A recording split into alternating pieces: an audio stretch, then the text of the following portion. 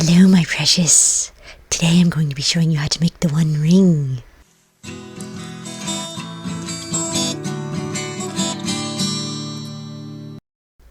So you want to start by rolling some oven-baked clay around in your hands until you form a long, thin rope. And then once you've got that fairly smooth, you just want to wrap that around your finger for an initial measurement. Break off the excess, and then just smush the two edges together. So then once you've got a solid ring, you just want to smush the entire thing flat all the way around. Once you've got it flat, you want to measure it around your finger again because it will be too big at this point probably. So just break it open and then overlap it, breaking off the excess. And then just smush the edges together, trying to hide the smush mark.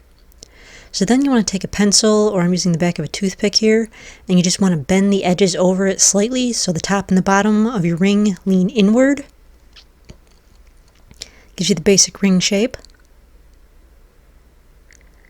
Then once you've got your ring shape finished, you just want to take the pointed end of a toothpick and draw in all of the mortar language as best you can. It's easy if you just look at a picture.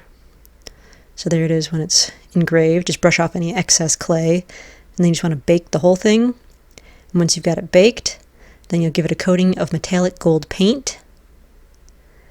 And then once that paint dries, you want to take some bright yellow paint and use a really, really pointed paintbrush and get the paint in all those indented lines that you made.